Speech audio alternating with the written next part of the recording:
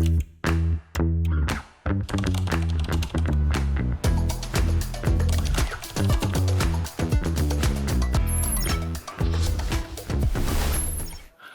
to Inside Albania with me, Alice Taylor. This week is quite a Dibas-centric episode. I visited Bulqizës in the northeast of the country to find out why one man came back from living in Greece to restore brick by brick, plank by plank, by hand, an old stone Kulla. I'm also joined in the studio by Socialist Party MP Lavdin Qureshi. We're talking about the diaspora vote. Why now after so many years? Will it be fair? Will it be transparent? Will it impact the overall results of the election? And how hard are politicians going to have to work to secure that diaspora vote? Lavdin, welcome back to Inside Albania. Yes, again, it's always a pleasure to have you in the studio. Likewise, thank you. So, diaspora voting is one of the hot topics at the moment. The diaspora, several million of them, have been granted the right to vote in the upcoming general elections. This is something that they've been asking for a really, really long time, and it's finally happened. And I think people are they're not sure how it's going to turn out, you know. I have in my mind what I think the results are going to be within Albania. But then if you bring into the fold potentially 100,000 diaspora votes, which we're not polling either, we don't really know what they're thinking. The outcome, or the predicted outcome, becomes a lot less clear. And I'm wondering, what do you think the inclusion of the diaspora vote? You've been out and about, you've been in the US and Canada, and obviously the UK as well. You've been out and about talking to people. How big an impact do you think the diaspora vote is going to have? Well, for me, as a member of the diaspora, allowing or enabling Albanians living abroad to vote is the highlight of my 4 years in Parliament in Albania. It is one of the things that should have happened years, probably decades ago. But in Albania, we have an expression, we say better late than never. So that waiting time has come to an end. The Albanian diaspora has been the social security, the safety net for the entire Albanian population in Albania for the past 3 decades at least. So although it's come late, it is a very welcoming development in terms of political developments in Albania.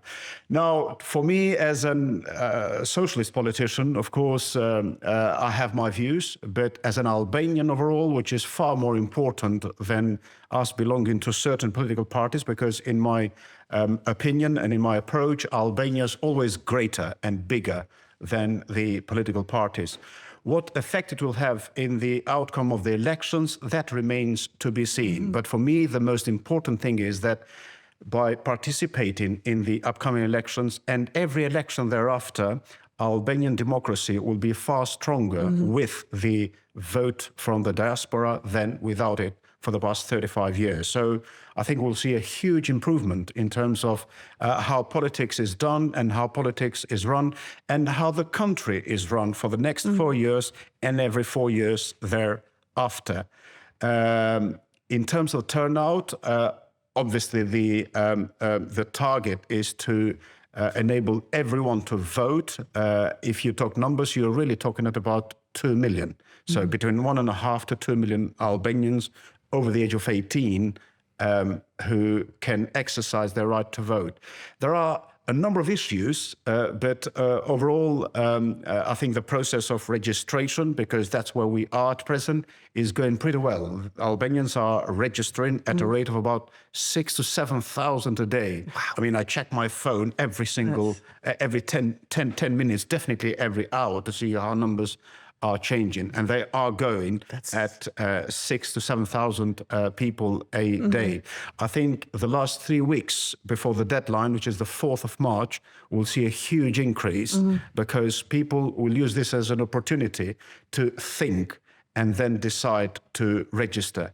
In my opinion, in terms of the outcome of the elections and what effect the diaspora vote will have is, I think it will scan the political system and political parties for the past 35 years. So it is one of those things that, although the Albanians living abroad, they are not voting for the first time, but technically they are, because they haven't been allowed or they haven't been enabled to vote for the past 35 years. The only way in which they could actually participate was by physically flying in or coming back into the country to exercise their right to vote. I think it's quite interesting what you said about the diaspora and their contributions to the country, because I was talking to my partner about this. You met my sister-in-law recently, and he was like, well, I don't understand why he doesn't talk like that. Sorry, dear. Yes. I don't understand why they've given them the vote. If they've chosen to live outside Albania, why should they vote? And I said, well, look, darling, you know, the diaspora and their remittances contribute to, and I can't remember off the top of my head, I made up a number with him because he wouldn't check, but, you know, the percent of the GDP that the diaspora remit to Albania is huge. I mean, it's very... And as such, you know, with such extended families here and sending so much money back, I think they definitely do have a right to vote. Also, I would like to think that allowing the diaspora to have a say in democracy might encourage people to return as well, which is something I think all political parties want. They're like, okay, if you're going to go learn some skills, you know, whatever, make some money, and then come back, please, and use them here. So I think keeping people in the political loop in this respect is very important. It's different for me. I'm from the UK, obviously, and I don't have the right to vote there anymore because I don't live there. I don't pay taxes there. I don't send any money there. I don't have any family there. I have no intention of going back there. Why would I want to vote, you know? But if I'm an Albanian living abroad and my whole family is in Albania and I'm sending back half my salary or whatever, you know, yes, you have the right to vote. Absolutely. I mean, just to clarify figures, last year alone, nearly £1 billion were sent to Albania as remittances. That is 1/8. So in every £8, 1 came from the diaspora.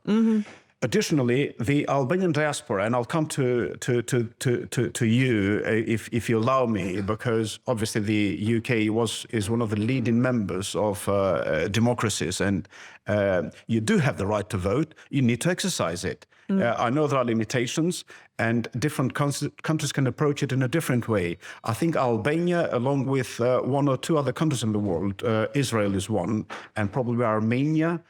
There are more Albanians living abroad than actually in Albania itself.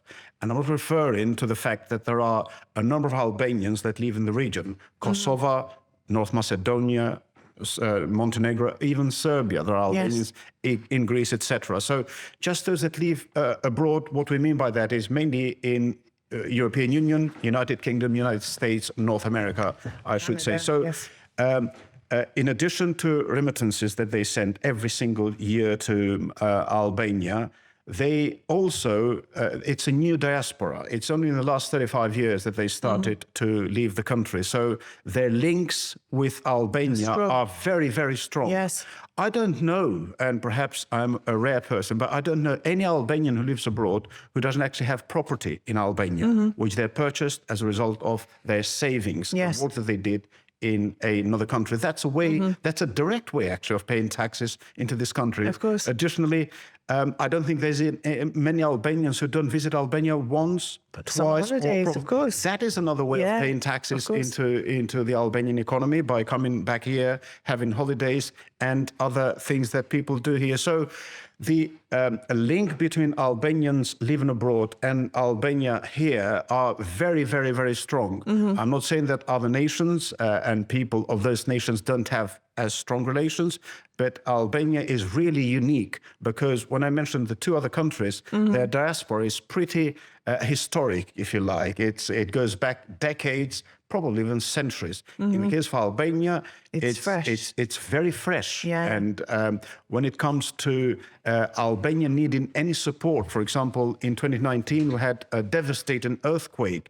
The first people that Albanians turned to was the diaspora. Believe me, Albanians' democracy will be far stronger with the vote from Albanians living abroad than without it. Now, I want to talk about the emergence of other parties as well. Try and take off your socialist hat for a moment, if as much as you can. From my perspective as an outsider, Albanian politics is very tribal. You are one side or the other, and your family are one side or the other, and you generally don't deviate that, and the leader of the party is who you follow. It doesn't matter so much about the policies. You know, this is is quite common in other countries as well. But this is my view. And that's one of the reasons why I think it's quite hard for smaller parties to break through and others outside of the option A or option B. And I'm wondering what your perception is in the diaspora in terms of the emergence of these other parties. Okay, maybe they don't have the same amount of resources, although they have been going abroad and meeting with the diaspora. Do you think this election might see more interest from the diaspora in other options other than the A and B?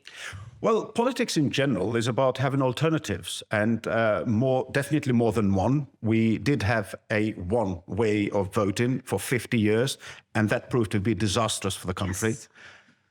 But also having two is not enough. Having more than one alternative, more than two alternatives is always healthier. Now, in terms of the direct answer to your question, what this will enable people to do, and people who live abroad who have no direct interests in the politics here in Albania. And what I mean by that, of course, they have an interest. They want to see an Albania that keeps prospering all the time.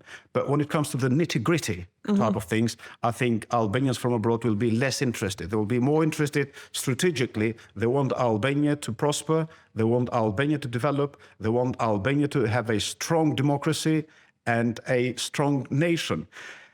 Whether these smaller political parties will have a breakthrough, well, the opportunity is there. So they just have to convince the diaspora that they are a serious alternative to not only to govern, but also to contribute to the democracy and democratic developments in the country. Has the combination of the emergence of these parties and the diaspora vote, has it made people in your party not nervous, but perhaps a bit more less complacent than they might have been otherwise, you know?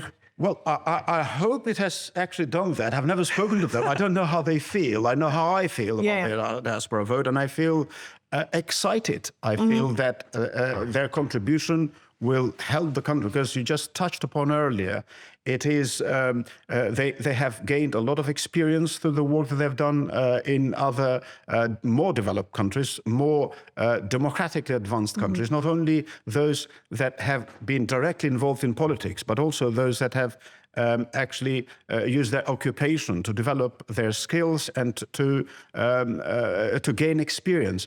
Some of those may want to return back to Albania as incompletely. However, today's world gives us a great opportunity. You don't have to physically do everything from home. And what I mean by that, there will be loads of people who can give their contribution by actually staying where they are, but being a little bit more engaged with Albania. But they will only do this, I think the diaspora will have some conditions. For example, one of the things that we have seen for the past 30 years, it's not a new thing, it's not an old thing, but it is something that started in 1992, I would say, and making the country fairer. And what that means is, for example, having, fighting for a rule of law, proper rule of law, and generally speaking, the fight against corruption and organized crime. I think the diaspora are less tolerant of this because they're living in societies where it's not so common at every strata of the society.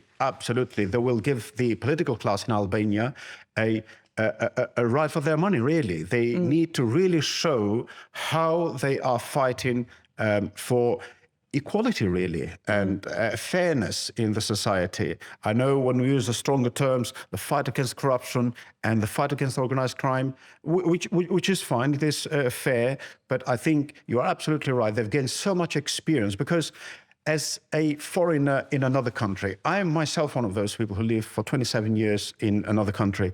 I never felt disadvantaged, for example, simply because of where I came from. I always felt that I could reach whatever my potential was, regardless of where I came from or what religion I am. And what language I spoke at home, etc. So the diaspora, you're absolutely right. It will make political parties here. One of the things that I think, Alice, is that come the 4th of March, I think the CEC has 5 or 6 days to then produce the list of everybody who is registered.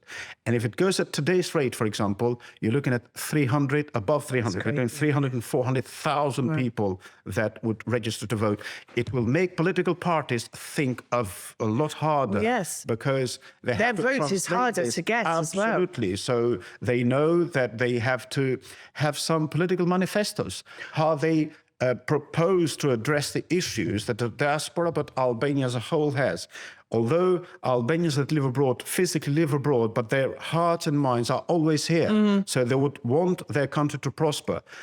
They don't care who is in power and who is the opposition, because the opposition is just as responsible for the development of the country as the government is. I think as well, you know, what I mean by they have to fight more, the politicians have to work harder for the voters, the diaspora. They're not as exposed to the media here, because a lot of the media here is one side or the other. They're not exposed to a lot of the day-to-day mudslinging and drama. They don't care about, you know, it's not a matter of saying, okay, if you vote for me, I'm going to get you a job, or your cousin a job, or you're going to get a bonus in your salary if you vote for me, because they're not inside the country. So these things which are often used to influence in all parties here, everybody does it. These people, I didn't realize the number was that high. Potentially 300, 400,000 people. It's 105,000 as we speak. Yeah, they are okay. I do still think they do have family loyalty towards one party or the other. However, I think their vote is much easier to sway, and they're going to be a lot more critical and want to see a lot more. Yeah, in terms of manifestos, the last general elections, I couldn't find manifestos online for any of the parties. That's not okay. You know, the diaspora are going to want to see that. They want to know, etc. So yeah, people. I mean, I think political parties in Albania are probably a bit worried about these numbers. That's my view. Well, and I hope so. 400,000 could destroy. Absolutely. You know? I mean, of course, they won't vote for one party or the other. All of them. There will be. There's enough votes for everyone. But you know, I'm disappointed. There's no women heading, sort of running as a leader, as a potential leader this time around. From what I saw, none of the main parties in the running, and the smaller parties as well. I understand. This is... I hope. Yeah, that's correct. But I hope that there will be a lot of women candidates. Yes, and there are loads of them from Albania itself, but also from the diaspora. Yeah. When we're talking about the numbers, and I really hope it will be. It is not only a wishful thinking, but also judging by the numbers that have registered, I think we will really exceed 300,000, which is a huge amount. And then what that means is that political parties have to reflect this not only in their manifestos, but also on the number of candidates and the quality of candidates that they field in order to maximize the number of votes that they get. Of course, we have an electoral system which is not unique, but it's very complicated. Very complicated. I tried to explain it to some colleagues in Brussels, and they were like, "Yeah, no, it's hard. They don't get it." No. When I first won the elections back in 2021, one of my friend's daughters, who was at the time doing a PhD at Oxford University, I tried to explain it to her, and it was different then, by the way, in 2021. There's some changes now. It was very hard for her to understand the code that we have. But having said that, it's a code that we have agreed, and there is no code that is perfect, that it meets everybody's expectations, but it's something that we have agreed upon. And I'm sure that the people from the diaspora, they understand it as best as they can, and then they will vote for whoever they think can actually bring Albania closer to the European Union and closer to the ambitions of developing the country and making it a proper and running democracy. Now, another question. Let's say it's 300,000 people. I think this perhaps goes beyond what people expected. That's a mammoth task, logistically, getting those votes back, assuming, you know, perhaps not all of those who have registered will actually vote, but that's a mammoth task to receive those ballots, to count them, to process them. I think there are people who are concerned, you know, how is this going to be organized? Are they going to be able to do it? Is it going to be fair? Is it going to be transparent? What can you say to sort of reassure people? I mean, I know the CEC is independent from government parties. But what can you say to kind of try and reassure people that as much is being done as possible to ensure this? The vote is very safe and it's very transparent because when people vote and they return the envelope with the vote inside, it will go to the CEC and then it will only be opened on the day of the election. So at 7 p.m. on Sunday, it has to be Sunday, the 11th of May. And the way they are counted is depending on the county. So we have 12 counties in the country. And for example, I represent Dibber. So everybody who is living abroad and votes, but their last place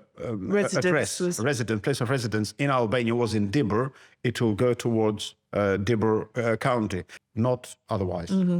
But there is a grey area, I suppose, in when the person receives the vote, you know, we have to trust that they've voted for who they want to vote for and not, you know. Absolutely. You don't have that level of oversight that you do going into a school, for example, and it's in a closed area and that's the only issue. I have heard the concerns of some people, analysts and politicians have dared to go into this. I think they should be far more careful and far more trusting the people from diaspora. I say this because they're actually used to vote. It's my cynical journalistic mind. I can't help it. I completely understand it. I completely understand it.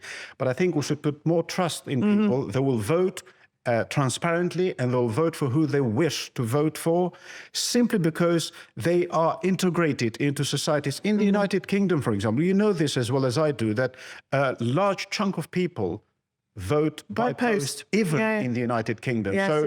The United Kingdom system... It's because the weather's so bad, they don't want to go out to... Well, and other reasons. I mean, No, they have a load of...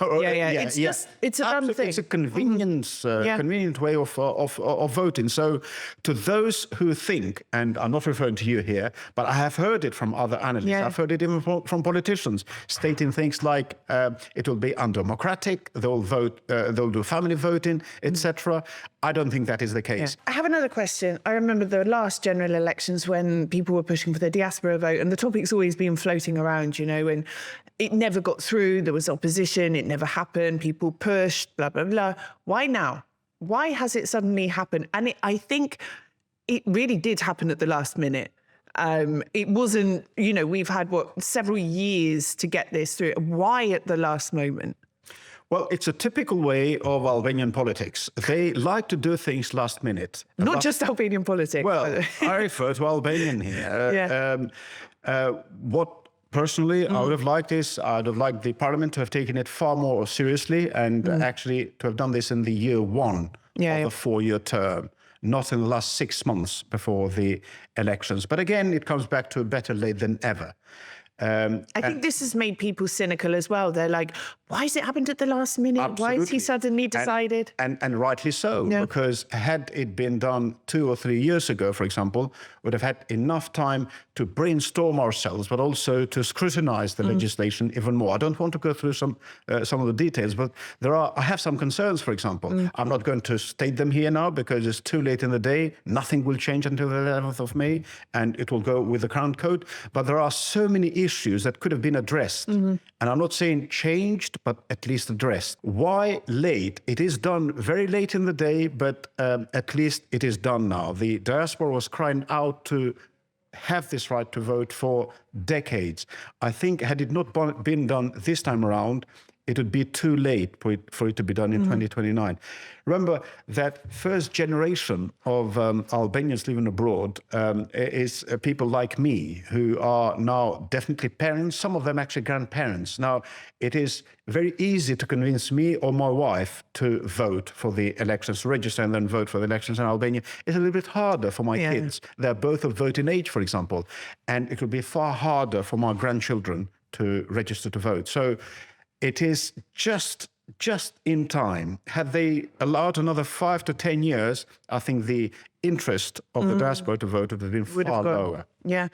I want to ask as well, the OSCE, the ODIHR, they made a number of recommendations and they've sort of been repeating them since the last election. From what I understand, not all of them have been introduced in time for this election, and I'm not sure whether they will be before the vote. What say you on this? You know, because there were some quite firm recommendations there about ensuring fairness and like how state resources are used, etc. I think they are in place, and there is nothing. First of all, let's start by this. It is unacceptable that anyone, person, group of people, or a political party tries to use, effectively speaking, illegal ways in which they try to get votes. I think they have been addressed, and I think in these elections it will be even harder for any bad practices to be applied.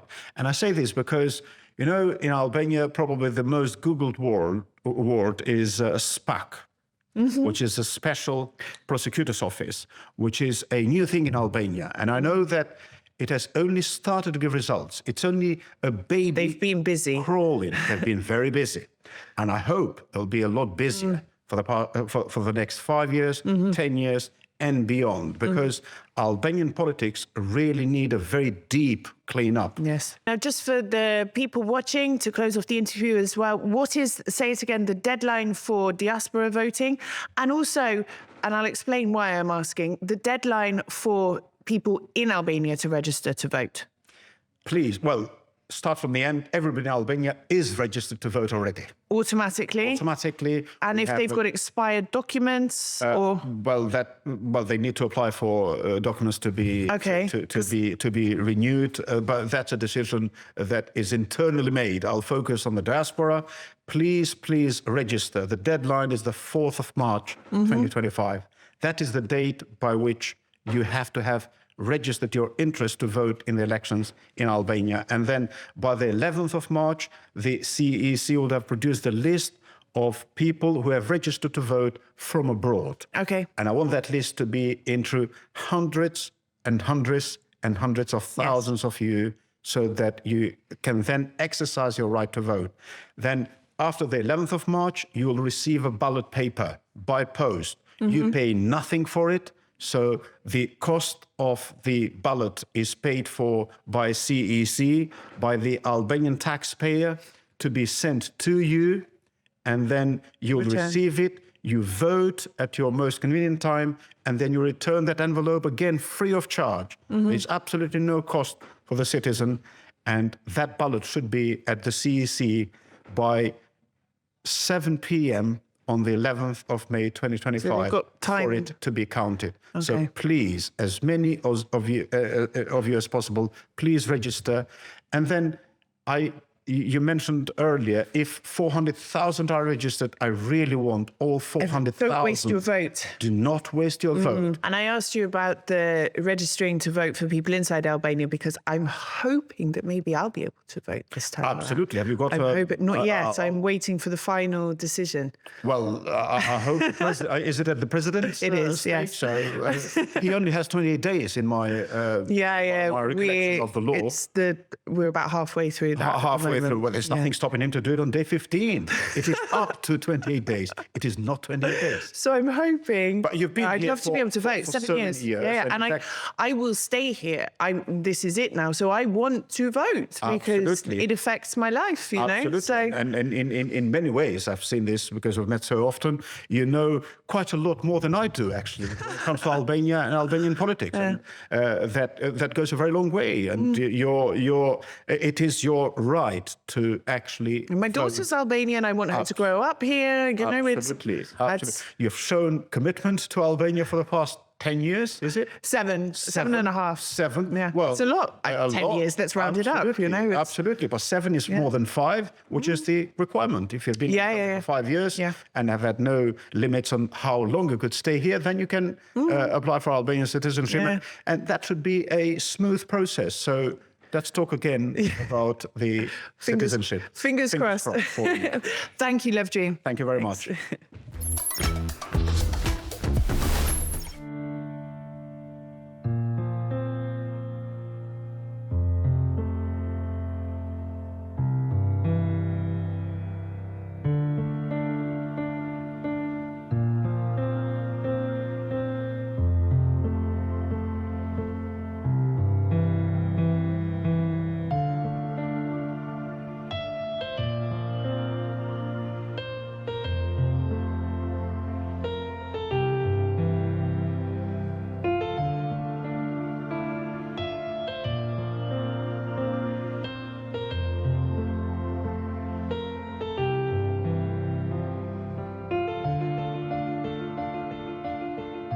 Përshëndetje and welcome to Inside Albania with me, Alice Taylor. Today, I'm not in the studio, I'm in Bulqizë in the northeast of Albania.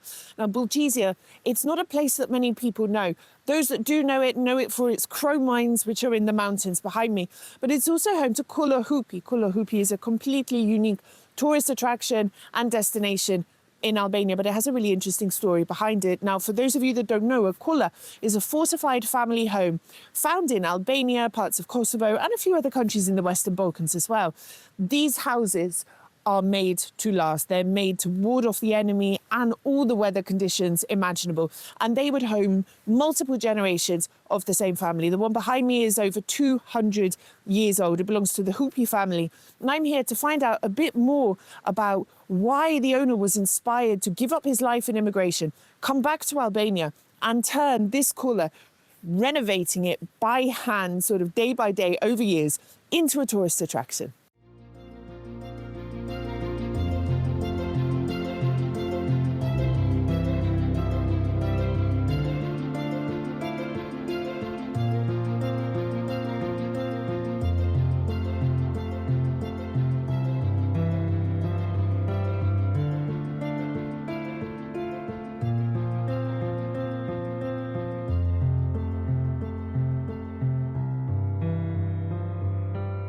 So these Kullas were built with a very specific structure as well.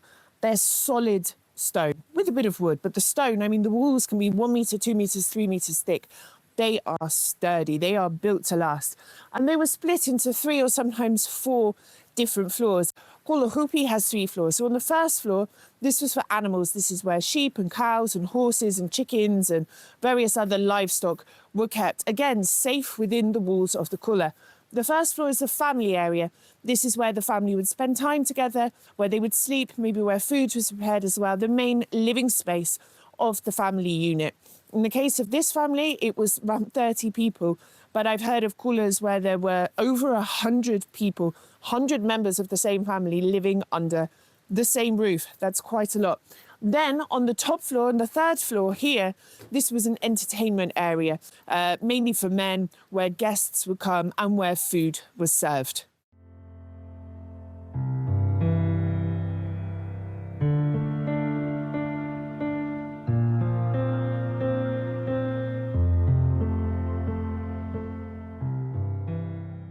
This is the 1st floor, or the living quarters of the Kulla, and this is typically where the family would sleep.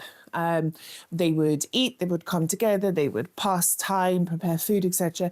And there was an interesting hierarchy. So obviously the men had more social importance and power than women. But even within the women, there was a hierarchy, with the oldest woman of the house being considered the authority, and the youngest bride, so the wife of the youngest son, the most recent female addition to the household, was sort of bottom of the pile, and she would have to really fight and work and pass through very difficult times to gain sort of respect and a level of authority amongst the other women within the household. I read books by Edith Duram, who talks about the fact that these women were often sometimes not even spoken to for months, even a year. They were just sort of ostracized in a way until they had proved their worth sort of within the family. And the same with the men as well, although not to quite the same degree. The elders of the family were considered the most important. There was a chief, a head of the family, who everybody went to for advice. And when it came to sleeping arrangements and eating arrangements, it was always the chief who had the most privilege, and then everyone below him having less and less sort of privilege and advantages and benefits than him. And the same with the women as well. Men and women would normally eat separately, and children in a separate area as well. And that's how it worked. And, you know, to have so many people living in the same space, under the same roof, and for it not to be complete chaos, you had to have some kind of hierarchy and structure in place. So everything from who prepared the food, who washed the dishes, who took care of the children, who cleaned the house, who prepared food, everything was organised based on hierarchy and sex as well.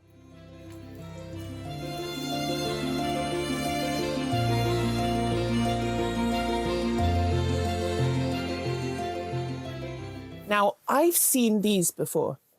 Not in Albania, but in the UK. When I saw these, I knew exactly what they were.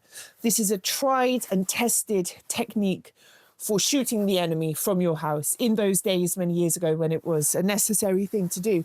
Now, I'm in the gun room, the war room of this Kulla. It's not very big, so obviously there wasn't that much threat, but it is at a strategic corner of the house. So from two sides, you can see right over the river, the mountains, and some of the fields below. There are these windows here, here, here, here, here, with these wooden sliding doors. Now, these doors are about 4 or 5 inches thick, you know. They're very solid oak and small windows. So these close completely, but the most interesting bit is these. They're about the size of my hand from the outside, you can see.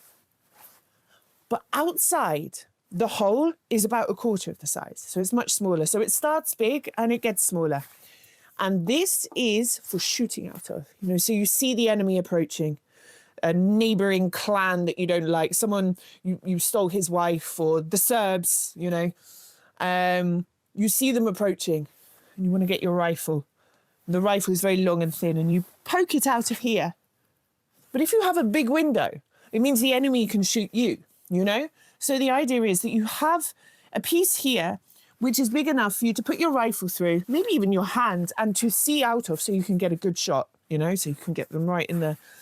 But then on the other side, if the enemy shoots back at the end of your rifle, the bullet can't come inside and that's the end of you, you know? So it's a very clever system.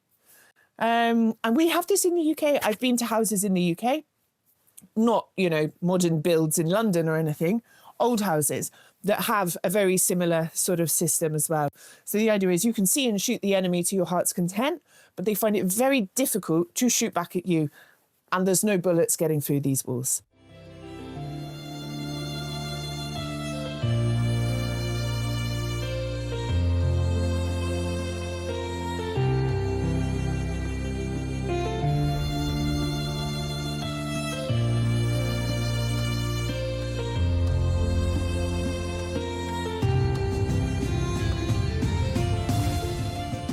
So this is what was known as the men's room, the entertaining quarters where the men would sit around the table, the sofa on the floor.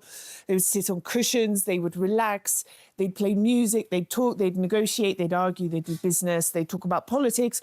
They'd have the women folk and the children waiting on them, hands and foot. Food would be served here. There'd be a roaring fire behind where food would also be prepared. Disputes would be settled here, particularly ones relating to land or women or weapons. This was a centre of activity in the house. And I remember reading Edith Durham again, talking about the times she went to places like this because she was a foreign guest. She was allowed to join the men sometimes around tables like this. And she often described the scene with sort of lots and lots of meat and bread and people all eating from the same sort of plate with their hands, being washed down with lots of rakia and Turkish coffee, and there being this really heavy scent in the room, the smell of wood smoke, the smell of cigarettes because they were all smoking, the smell of bodies, you know, so many people living in one space, the smell of alcohol and food cooking, the animals below, you know, a real meaty sort of smell. And I was here last night and we had the fire burning and I was sort of just thinking of it and I was just imagining how she must have felt to be in one of these places.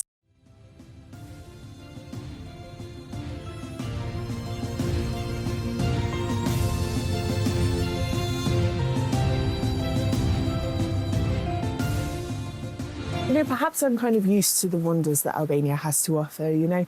I've travelled around a lot, I'm still amazed by this place. But I have to wonder what someone coming from Germany or France or the UK would think when coming to a place like this for the first time. You know, the fresh air, this incredible mountain behind me. I mean, can you see it? This is just insane. The fresh air, the sound of the river, the incredible food, the history, having the opportunity to stay in basically a castle. I mean, we don't have an equivalent to this in the UK, but a castle, a fortified home that would house sort of 50, 60 people. This is an incredible experience, and it's an immersive experience. You come here, you live almost like they would have done in those days, but obviously with more modern comforts. You have the traditional food. You are with the family who have been here for generations. You know, it's been restored in such a way, it's completely faithful. There's nothing out of place or modern or MDF. It's been very tastefully done. I just imagine being a tourist coming here and just being completely blown away by it. And what's interesting as well is it's not the only one. So it's the only one in Bulqizës. And of course it's unique, but actually GIZ with the German government, they have made a Kulla tour. So you can actually go to, I think it's 5 different Kullas and stay in them and experience them. And each one's different, has its own traditions, own history and own story.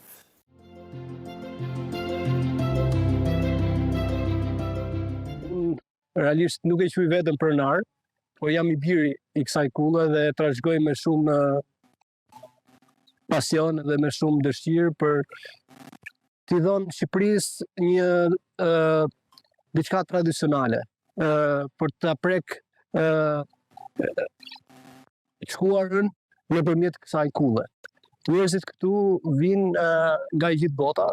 Tashmë unë jam I njohës dhe shqiptarët nga Kosova, nga Valizi, nga Maqedonia, edhe nga diaspora, të cilat preferojnë shumë të vinë tek kulla jonë për të provuar ushqimet, për të provuar traditën, për të parë historinë brenda kësaj kulle, për me parë se si është ndërtuar kjo kullë. Domethënë për 40 minuta ju vini tek kjo kullë.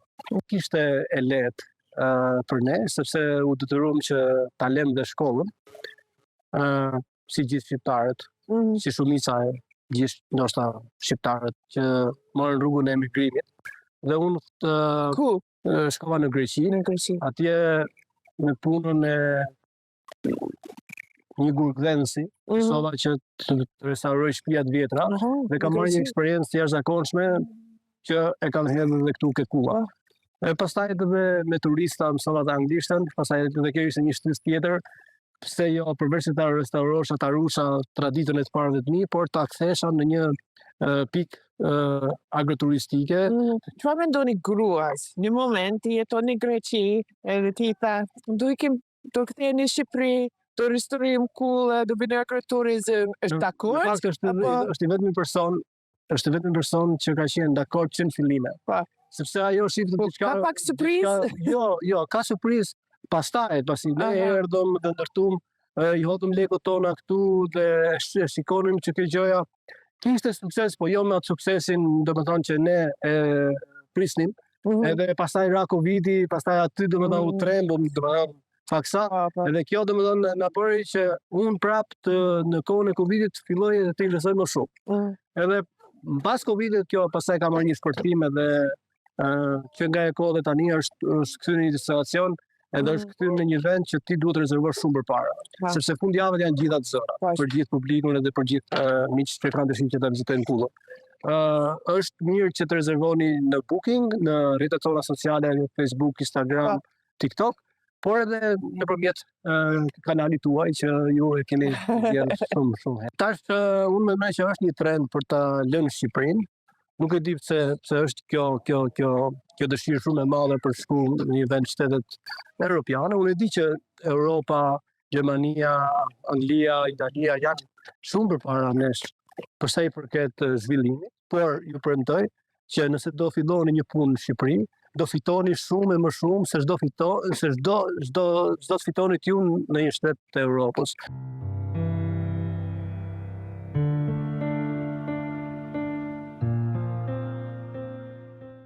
So I have to talk about food, one of my favourite topics. In the 2 days that I've been here, I think I've gained about 1 kilo a day, but it was absolutely well worth it. So food in this region, one of the most famous and well-known dishes is yufka me pul. And this is chicken, which is cut into pieces, sort of large chunks, and roasted, baked in an oven with a very special kind of pasta. It's a very thin, like a tagliatelle sort of, but a bit smaller. And this is all baked together and the juice from the chicken cooks the pasta, and it's so simple, but it is just so wonderful. We've had lots of petala, which is found throughout Albania. We've had bean casserole with dried salted meat in it. This is a really, really incredible winter dish. Lots of yogurts and cheeses. and things like this, fresh vegetables, fresh fruit, which is grown in the region, and lots of preserved fruits. So this region has a lot of thana, a lot of cherries, which are grown in the summer months, and there's so many. They harvest them and they preserve them in juices, like literally floating in juices, in jams, rechel, things like this. And in the hotel, there are racks and racks and racks of these jars with preserved fruits in. It's all sourced from in the immediate region locally. It's all fresh, it's all bio. Maybe it's not as fattening as I think it is, but I did eat quite a lot.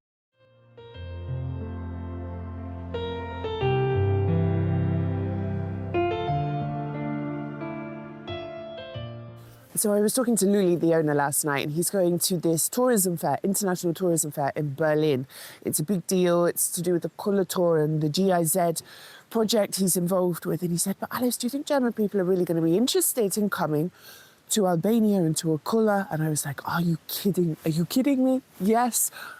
Of course, I'm heavily biased, but there are thousands of people, obviously millions of people, who want to go on holiday and sit on a beach and drink cocktails and have a massage and go dancing. I mean, you know, I wouldn't mind a few days of that myself sometimes. However, there is a huge segment of the market who want to go off-grid. They want to go to the more undiscovered places. They don't want commercial tourism. They're quite happy to go down a road without tarmac to get to somewhere. They want adventure, they want to hike, they want to mountain bike, they want to go climbing, they want to camp. And I really think for Albania, this is a kind of tourism which should be aspired to, it should be followed, rather than just building sort of countless luxury resorts on the coast.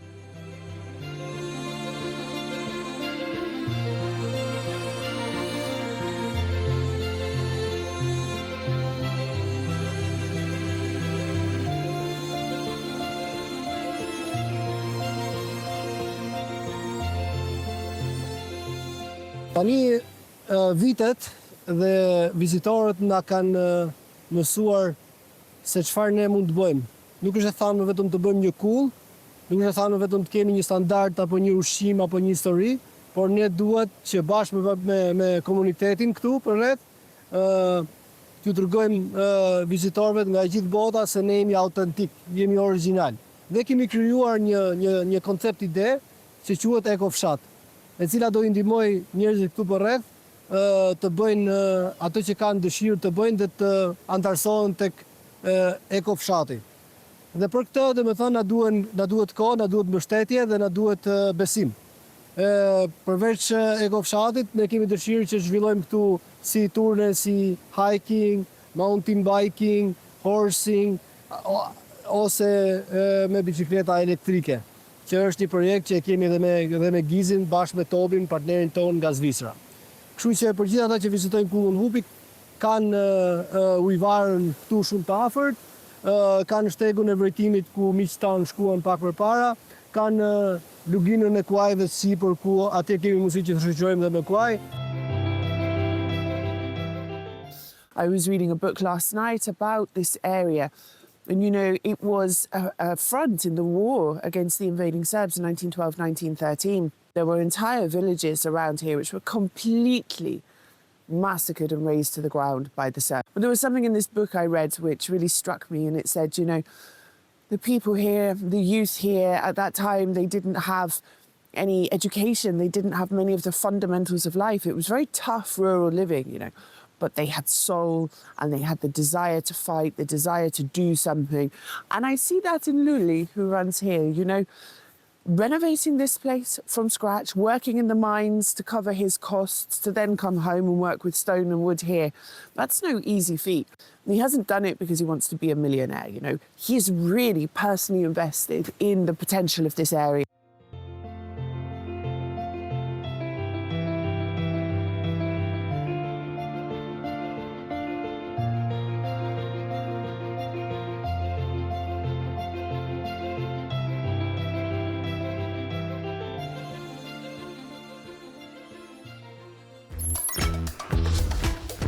That's all from Bulqizës. You can watch Inside Albania every Saturday at 4 o'clock on Euronews Albania. You can catch it on TV channel Euronews Albania, on our YouTube channel Euronews Albania, or across all major podcasting platforms. Until next week, Mira Pavshu.